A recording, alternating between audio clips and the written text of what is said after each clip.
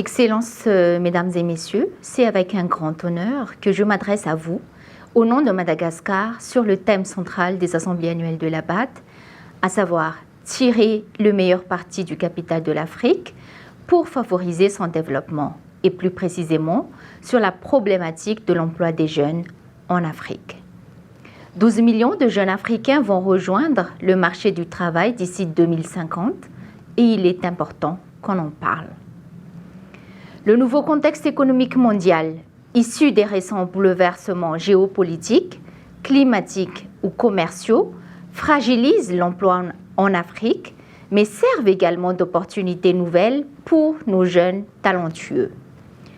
À Madagascar, plus de 60% de la population sont âgés de moins de 25 ans. Il est donc sans conteste que cette jeunesse doit être la force vive de notre développement. Toutefois, un paradoxe nous alarme. Nos jeunes sont de plus en plus instruits, mais de moins en moins employés. En effet, en 2022, d'après l'Afrobaromètre, 55% des jeunes malgaches ont atteint le niveau secondaire ou post-secondaire. Pourtant, le taux de chômage des jeunes s'élève à 11,2% au niveau national et atteint même 30,6% pour les diplômés universitaires. La domination du secteur informel, qui emploie 98,5% de nos jeunes, l'insécurité du revenu et la faiblesse du système de protection sociale sont autant d'éléments qui bloquent la pleine valorisation de notre capital humain. Par ailleurs, les atouts considérables de notre capital naturel dans les mines, les ressources halieutiques et l'agriculture offrent des perspectives prometteuses pour l'emploi de nos jeunes. Avec 70 000 producteurs certifiés, l'agriculture biologique génère déjà 300 millions de dollars de chiffre d'affaires et représente un secteur d'avenir pour les jeunes malgaches. Troisième producteur africain de riz, avec 36 millions d'hectares de terres arables, nous aspirons aussi à une autosuffisance alimentaire d'ici 2028.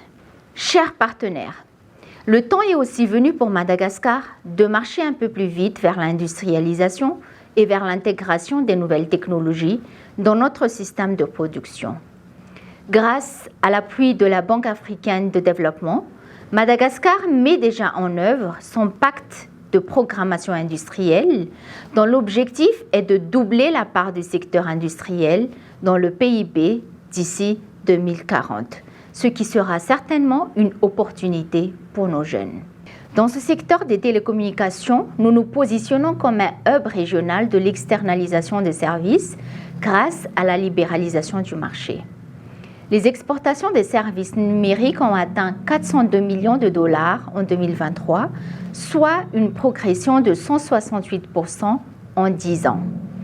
Le secteur BPO a déjà créé environ 45 000 emplois, faisant de notre pays le deuxième pays francophone après le Maroc dans ce domaine. Selon la Banque mondiale, ce secteur pourrait générer jusqu'à 100 000 emplois directs aux jeunes. L'intelligence artificielle et le cloud computing ouvrent également de nouvelles perspectives pour nos jeunes talents et nous devons en être conscients. Mesdames et messieurs, les défis sont considérables, mais l'Afrique dispose de leviers pour les surmonter grâce à nos richesses naturelles. Notre continent abrite la deuxième plus grande forêt tropicale du monde après l'Amazonie, une forêt qui représente 25% de l'ensemble de la biodiversité mondiale. Bien gérées et mieux exploitées, ces ressources naturelles augmenteront la productivité économique, la création d'emplois et le développement des chaînes de valeur hautement stratégiques. Ces richesses naturelles doivent absolument être évaluées et comptabilisées dans le système de comptabilité nationale afin de mieux les valoriser dans notre économie. Parler du capital de l'Afrique, c'est aussi mettre en avant son potentiel unique pour les énergies renouvelables. 600 millions d'Africains, soit la moitié de la population africaine, vivent encore sans électricité, sans accès à l'électricité.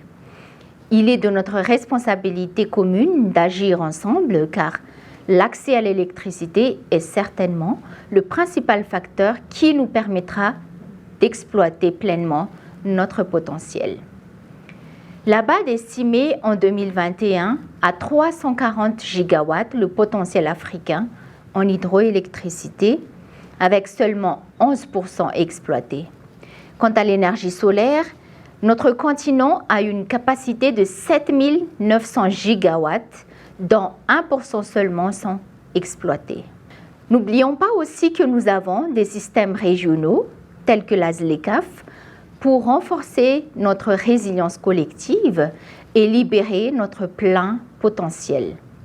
La chaîne de valeur africaine n'est plus simplement une vision, mais un chantier concret dans lequel nous devons nous engager avec ferveur.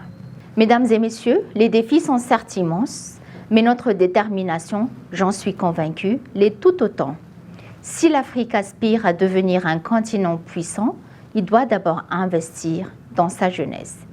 Ensemble, avec réalisme et optimisme, transformons le potentiel de notre jeunesse en une force motrice pour un développement inclusif et durable. Pour terminer, je saisis cette occasion pour rendre hommage et témoigner mon respect envers le président de la BAD, Adesina Akinwumi, qui a tant fait pour l'Afrique et pour nous, Madagascar. À travers votre fils adoptif qui est malgache, vous avez eu un lien particulier avec nous. Merci Adesina, merci pour tout. Je vous remercie de votre attention.